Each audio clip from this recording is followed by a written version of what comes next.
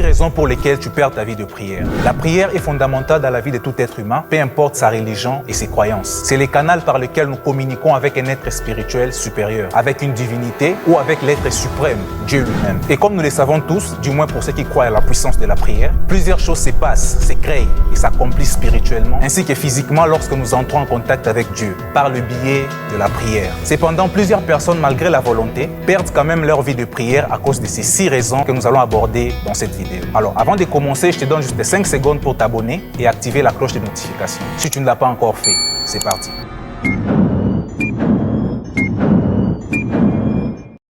Voilà, merci beaucoup. La première raison pour laquelle tu perds ta vie de prière, c'est le péché. Le péché t'empêche d'entrer en intimité avec Dieu. Tu peux être en relation avec Dieu, mais tu n'es pas forcément en intimité avec lui. Car la relation est établie lorsque tu reçois Jésus-Christ dans ta vie en tant que ton Seigneur et ton Sauveur. Ou du moins, si tu es d'une autre religion, ta relation peut être établie le jour où tu t'es converti. Mais la communion ou l'intimité est cette manière quotidienne d'entretenir une relation avec Dieu. Et une chose que tu dois savoir est que confesser un péché que tu n'as pas l'intention d'abandonner, c'est faire du théâtre devant Dieu. Alors rassure-toi d'abandonner ces péchés une fois pour toutes. La deuxième raison pour laquelle tu perds ta vie de prière, c'est la culpabilité. La culpabilité t'empêche de te pardonner à toi-même et peut entraîner des sentiments de dépression et d'autres problèmes émotionnels. Une chose importante que tu dois retenir est qu'après avoir commis un péché, il est normal de ressentir de la culpabilité. Ça nous arrive tous. Mais ressentir toujours de la culpabilité, même après avoir demandé pardon, ça, ce n'est plus normal.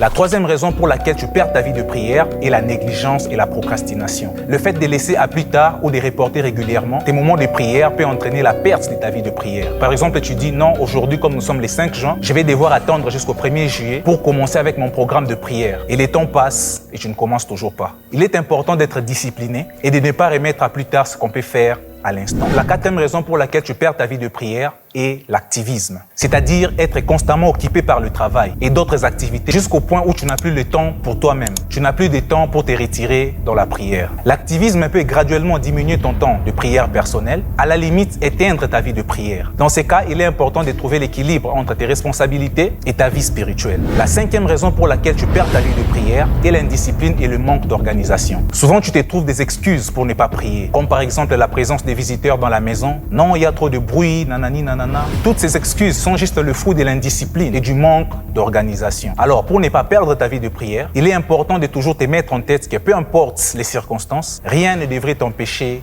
de prier. Enfin, la sixième raison pour laquelle tu perds ta vie de prière est la rétrogradation. Cela veut dire retomber dans tes anciennes habitudes, répondre à ces anciens comportements que tu avais déjà abandonnés. Toi qui commençais déjà à développer plusieurs vertus, te voilà retourné à ce que tu avais déjà vomi. La débauche, la drogue, les addictions et j'en passe. Cependant, il n'est pas trop tard pour reprendre ta vie de prière. Si tu t'es retrouvé dans l'une de ces situations que j'ai énumérées, ou carrément si tu te retrouves dans toutes, ne te décourage pas. Prends courage car j'ai prévu pour toi une autre vidéo qui t'explique comment retrouver ta vie de prière en 6 étapes, qui sera mise en ligne la semaine même qui commence. Alors abonne-toi déjà si tu ne l'as pas encore fait pour ne pas manquer cette prochaine vidéo, car je suis convaincu qu'elle te sera d'une très grande importance. Je t'invite également à me laisser un commentaire pour me partager ton expérience et à partager cette vidéo pour qu'un plus grand nombre de personnes en bénéficient. Merci d'avoir regardé cette vidéo jusqu'à la fin et à bientôt. Que Dieu te bénisse.